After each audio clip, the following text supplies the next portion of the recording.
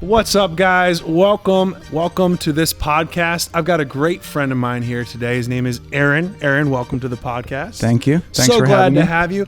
We've been in this series at youth group called Mindfield. We want to win the war for our mind. We want to know what it means to love the Lord with all of our mind. And so I wanted to talk to you because you got some credentials that are really going to help provide a platform for these students to hear more about this conversation around mental health. We're going to dive into some conversations around counseling today. And so before we dive even into the nitty gritty, I want the people to know a little bit more about you as a person. So I have some super controversial questions that I'm going to ask you.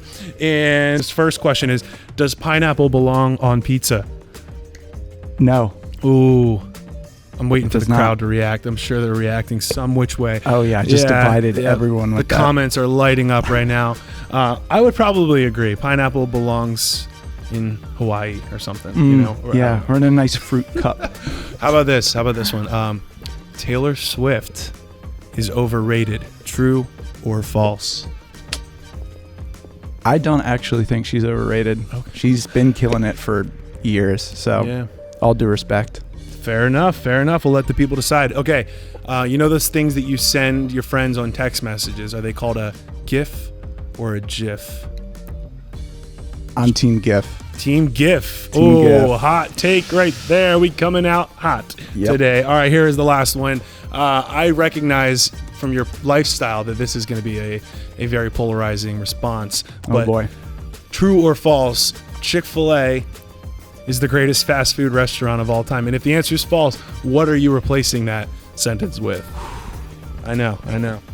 I'm just going to go into full self-preservation mode and just say Chick-fil-A all the way because you know your target audience. I'd never be able to let that one down. No, your target audience right now is like half of the people out here work at Chick-fil-A. So, right. So Aaron, you are obviously a great friend. You're a husband to your wife, Rebecca. By the time this video is shown, you're going to have a little baby crying at home. Gosh, it's crazy. You lead worship. You do videography. You do a lot of different things, but one way that God has called you to fulfill his call on your life is through counseling. Yeah. Do you just want to briefly tell me a little bit about what you do to help us just hear your heart for what counseling is all about? Sure.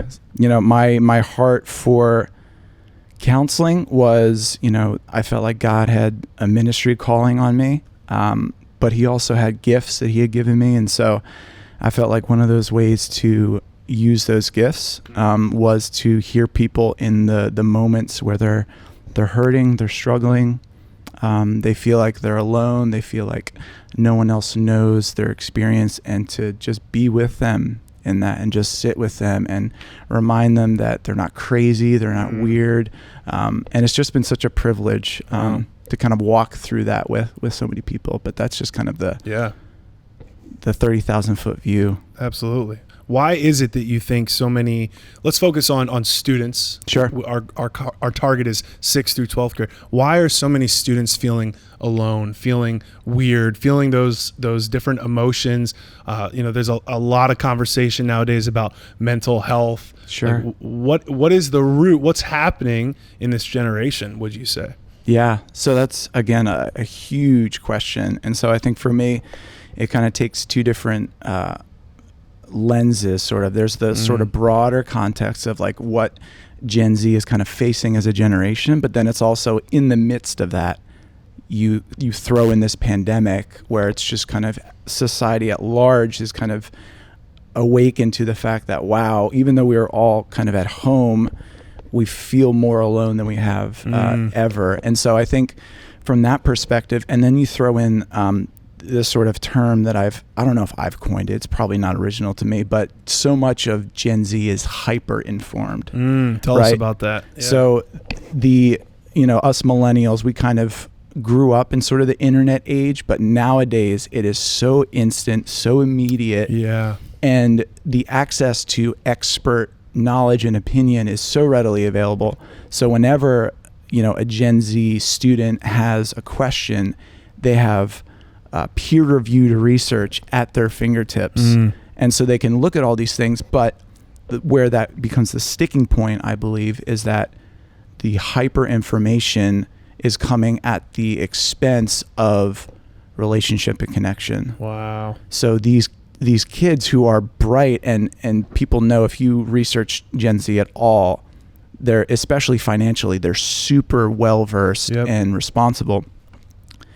But it's still so much for one person, especially 13, 14, 15, 16-year-old kid, to have all of that access to knowledge, and to not have anyone to like check in with, like, what do you think about this? So the weight becomes really, really heavy, and that's where the weight feels too much for so many kids. And they're like, I don't know where to turn to. I feel like my parents maybe don't understand me. So, and I feel like I kind of know what they're going to say. So that might not be the first place they go to. And so they end up just, immersed in this information, and it just becomes too much. Wow. So they're keeping a lot of that stuff to themselves as well. Yeah. So now it's getting more internal. And a lot of these mental health conversations you hear about, words like anxiety, depression, can get even more extreme. Yeah. And maybe they're going to Google and searching, I'm feeling these things, and now it diagnoses you right away. Do you have anything, I know you're not a doctor by nature, but do you have any insight on how do I know if I'm wrestling with anxiety as a diagnosis versus I'm just kind of anxious? This is something I need to give to God. I need to, stop drinking so much coffee. I need to stop watching so much TV. And those things are causing anxiousness versus, no, I'm struggling with anxiety. This is something I probably should have a conversation with a trusted adult and pursue counseling, pursue therapy, whatever else it might be. Yeah, great question. So for me, what I deal with is emotions. And I also deal with what's called attachment theory or attachment science. And I'm sure so many of your students are probably already familiar with that. Going into, again, there a lot of them are really well versed. I know attachment theory science has kind of been one of those trending mental health topics lately. But so one of those things, and I'd like to do kind of an exercise to kind of fill people in, because one of the things that a student can do is really tune into what's going on in their body, right? And so I if you guys just want to imagine yourselves, and Brad, you can even do this. Yeah, I'm ready. Free counseling, baby. Let's go. That's right. Close your eyes and imagine or envision a problem or an issue in front of you, right? So it's you standing there alone, and this problem or this issue that you haven't found a solution for, you don't necessarily even see a solution for it. It's kind of daunting, right? And so even imagine it as just kind of like a mountain that's standing in front of you. And so you have this problem, and it's you standing there, and really get in touch with how that makes you feel, seeing this daunting issue, problem. It could be a relationship, it could be a mental health struggle, it could be depression, it could be anxiety, it could be suicidal thoughts, right? And it's you standing there, and understand what's going on in your body. Because I think for many of you, you're probably feeling small. You might be feeling anxious.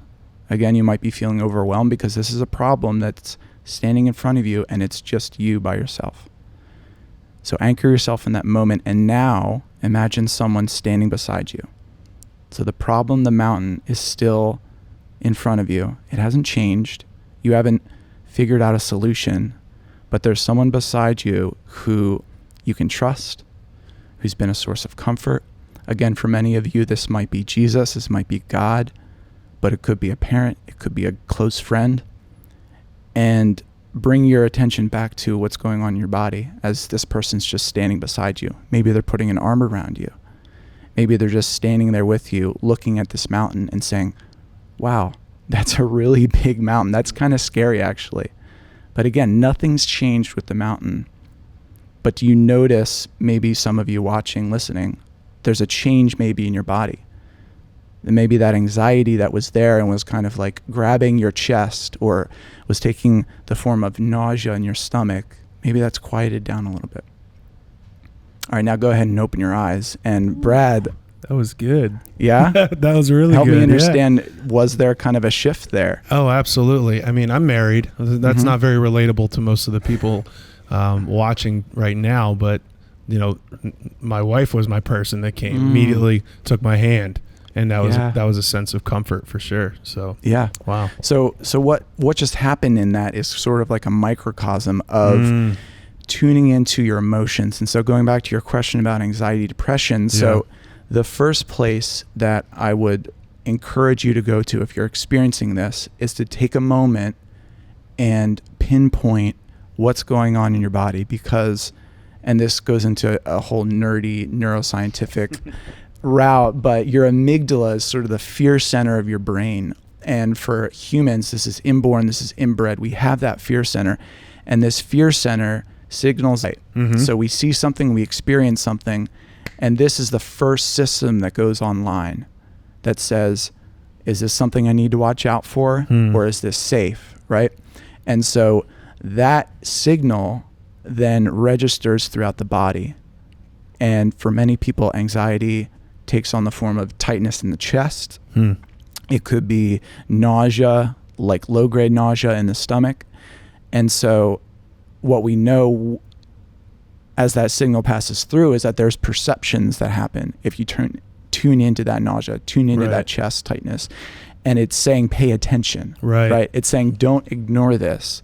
But again, with so much of what society is sort of not conducive to is allowing any of that space to happen, right?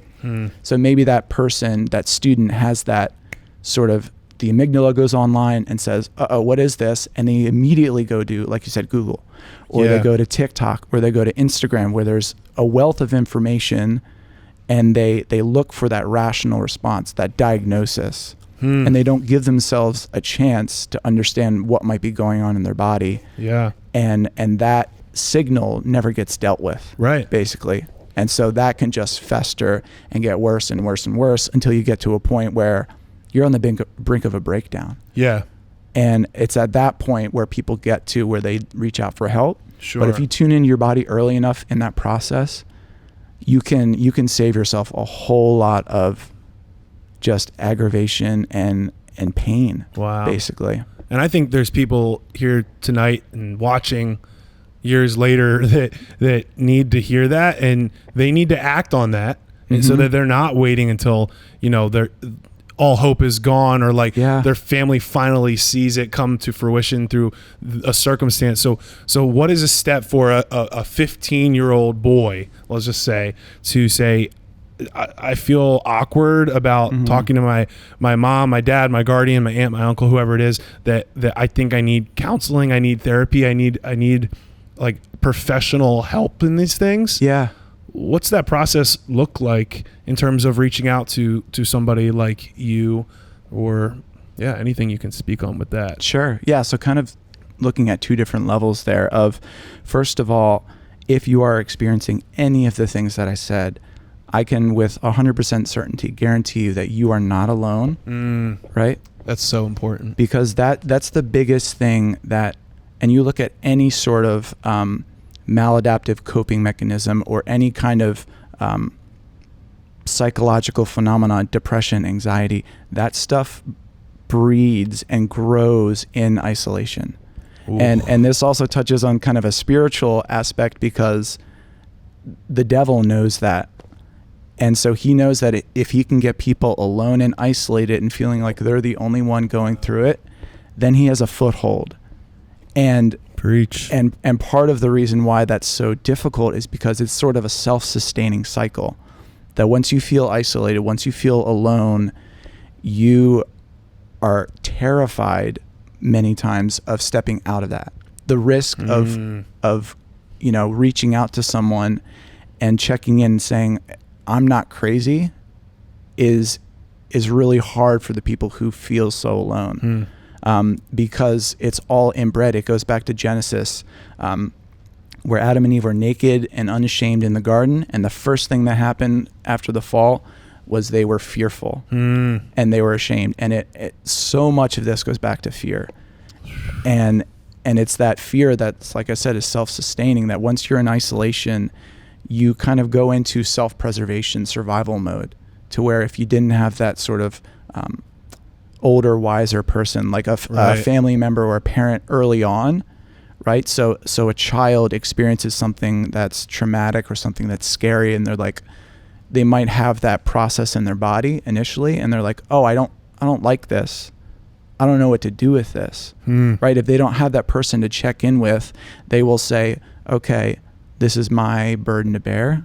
This is my pain to kind of work around. And they find a solution, which for many of them is kind of suppression and saying, I can't deal with these emotions, so I'm just going to kind of turn them off because I got to get through the day, right? Right. And so if I sit with this emotion, it's too much to handle. And so year after year after year, that person is living out this message that says, I'm alone in this. And the only way I know how to survive is to just kind of keep that stuff at bay, certainly keep it from other people. But again, that's self-sustaining. Yeah. And that person feels more and more alone. So that's like the first step is know you are not alone. Wow. Like this is something that all humans have. I know for me, a lot of it took place. I was in a big family. I was loud, I was boisterous. And so my way of kind of finding the place in the family was I was that person who could keep things light, right? But I, like so many people, experience anxiety, experience fear, experience questions that I don't have the answers to. Right. And I had trouble finding my place, finding my voice in my family. So year after year after year, I dealt with those emotions in different ways. It started with overeating, and then it transitioned into undereating. And then when I got to college, depression really hit me hard. But again, all of those things were taking place because I felt like I didn't have anyone to turn to. I felt like I was alone in that. And it wasn't until I reached out, which is, again, this is the practical standpoint. So if you're going to school, public school, private school, you have a school counselor. And a lot of people think of them as kind of just like advisors, right? You just kind of plan your schedule, but they are actually professionally trained counselors. Wow. So you could reach out to them. You could, talk to your parents about it if you feel like that's a relationship that you can kind of, there's safety there. But I think that first freedom is experiencing, wow, I'm not alone. And when you experience that, options open up. Yeah. And you can have conversations. But I think youth group, so your leaders, they want to help you with this. They want to hear about this. And chances are they've experienced something really similar. Yeah. So those are just kind of two. That's so good. Yeah, right off the bat. What I'm hearing is that counseling is not scary. I'm hearing that counseling is something that obviously when there are some of these heavier things, it's like it shouldn't be like I wonder if I should. It's no, I need to stop these patterns. I need to get more in tune with these emotions and so on. What if I'm just having a hard time building relationships? What if it's something that is still a big deal to the person, but maybe it's not these things that we hit that are bigger in culture right now? Should I still call 1-800 Aaron's office? Absolutely. Yeah. Yes. 100%. I think, and again, I might just sound biased because I'm in it, but it runs the gamut of those deeper issues like you were talking about, anxiety, depression, but then tune-ups or relationship advice, because, and this is again kind of letting behind the curtain of how I work, is I fundamentally believe that the person sitting in front of me has all of the tools and know-how and strengths to sort of get themselves out of whatever they're struggling with. Right. And again, if they're a Christian, if they're a believer, they have God on their side. So that's an even greater measure. But fundamentally, people deal and cope with life based on the tools that they've been given, the experiences that they've lived through. And from that perspective, I don't necessarily personally believe that there are people who are just depressed. Like there's a maladaptive switch in there. I believe that humans deal with things like pain, trauma, with depression because they keep it inwards and they keep it suppressed. But again, it's such a human face. It's a human story. So from that perspective, if you're coming in with relationship struggles or you want advice, that conversation can be worked out, and you can experience, again, safety with another person, and just like working through those skills and just having a conversation, because there's an art to conversation that a lot of people might not experience. But when you get someone who you're like, wow, this person is actually listening to every word I say, that unlocks 85% of conversation. Like just being able to listen well and to have that felt experience that this person's listening to you, that they understand you, that can get people connected in ways that might surprise them. Wow. Thinking about the parents that might end up watching this video, the small group leaders who are in the room tonight, like obviously counselors, you're getting paid to listen. Sure. What can you speak to a parental figure, to a church small group leader on the conversation of listening to those who are trying to communicate their struggles, showing you through different actions, whether that's misbehavior or otherwise, like they're crying out for help. Yes. Right? Yeah. I think that's the biggest piece that you just said. It's these ways of these behaviors, these maladaptive behaviors, are ways of them subconsciously or consciously crying out for help. Like, this is someone who's struggling with something on the inside, and I go first and foremost, validate. Yeah. Right. And that's, it might seem trivial, it might seem easy, but it is so profoundly powerful in the way that when someone, again, and it takes time too, right? Because so much of society is go. Let's correct a behavior because that's quick, because we can see then the action on the other side of it.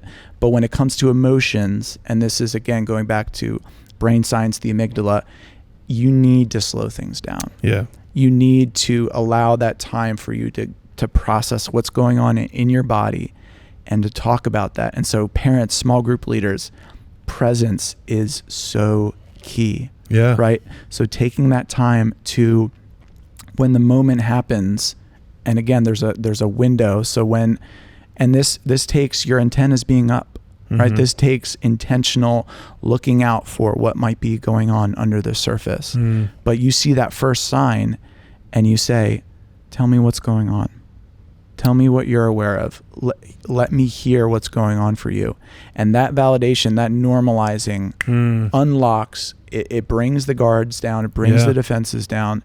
And that allows you to just, and again, it's so beautiful because it's so simple, right? That just presence and intentional, I am now aware, or I want to understand what's going on for you. Wow. And not coming from a place of, I'm the authority figure over you, or I want this behavior to change. Right. So let's find a solution. No, it starts from an experience and it ends with one. And so just Clip sitting it with your kids. I'm clipping that one. Parents, Go for it. You don't know what clipping means, but we're clipping it.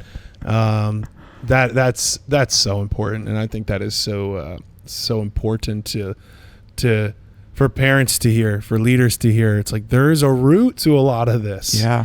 So that's super important. So like, I guess I want to hear like a quick take on the thing that, especially in the church world, is always a big conversation between the chemical imbalances that are diagnosed to a student, to a person, versus the spiritual side of like, no, I'm just acting like a brat right now, or I'm just in a dark place because I didn't make the sports team or the musical. How do you address that conversation to families, especially of the Christian faith, that are trying to navigate that? Yeah, in 30 seconds. I was going to say, you said it. You just threw the loaded conversation. 30 seconds. So again, 30 seconds. Fundamentally, humans. We're wired for connection. We're wired for relationship. That was God's design in the very beginning. And so when we're not connected, we're isolated. And when we're isolated, anxiety, depression, that can take root. Chemical imbalances, yes. Postpartum being one of those, right? So postpartum depression, very common phenomenon for a lot of mothers. Wow. Hormones and stuff like that are changing rapidly. Puberty, another really good example of hormones just changing by the day, and so many changes going on. And so for so many students, they're either on the precipice of that or they're going through that right now, and they're experiencing chemical imbalances, right, of hormones trying to stabilize. And so a lot can happen in that perspective. And so where I'm not necessarily, like you said, I'm not a psychiatrist, I'm not trained in the medical aspect, I believe there's probably room for that. The way I personally navigate it is that's treating a symptom, not treating the root or the problem. Yeah. So there's always work that can be done. It might be necessary for someone if they're really, really depressed and they go on an antidepressant medication, it might get them up to a level to where they can do work in counseling, in therapy, to then wean themselves off. But again, that's a loaded conversation, but that's kind of where I go from like the soundbite perspective. I feel like that was spot on. I was just looking for a soundbite anyway. Sure. No, just kidding. I see you. I got a few more questions for you. What can I do as a teenager in 2023 to navigate my anxiety on a day-to-day basis? If I'm struggling with anxiety, I come into your office, how are you going to help me navigate that when I go back to school on Monday and there's so much noise and there's so many thoughts bouncing through my mind and I'm trying to figure out math class and I'm trying to fit in, and you get where I'm going with this, and, and I got to make my bed and so on and so forth, and I got to somehow understand stocks and Bitcoin. How do I handle it on a day-to-day basis? What are you going to help me with in that area? The fundamental thing that I'm going to help someone understand, and most importantly experience, is again that they are not going through it alone. Right? There is no value that you can put to an experience that says, in this scary world, which for all of us when we're born, the world is scary, it's unpredictable, we need others to help teach us what's safe and what's not, right? For so many people, this big scary world, and especially since the pandemic, there's a lot of reason to be anxious, right? There's a lot of reasons to be afraid. And so I would normalize that, right? I would say, yeah, living in the context of your life, I can see why that would be terrifying. I can see why you're worried about all of these things, grades, friends, you're in this transition period in life where you're like independent but not, and so there's so many hats that you're wearing. So there's reasons for you to feel the way you're feeling, and that just provides an inroad for them to experience. Wow, okay, this person's not judging me. They're not saying do this, this, and this, or they're saying what's wrong with you, right? And so that gives them a platform to then explore other alternatives, and we would use that as a jumping off point. But it's so powerful that when a human being experiences connection, so whether it's big or little, it unlocks things and shifts the way they experience their day-to-day life. Wow, that's so good. You guys are getting some incredible wisdom from Aaron. Aaron, I just have one more question for you. We're a church family here, right? And there can be some stigmas around mental health, around talking about these topics. What do you think the church can do better?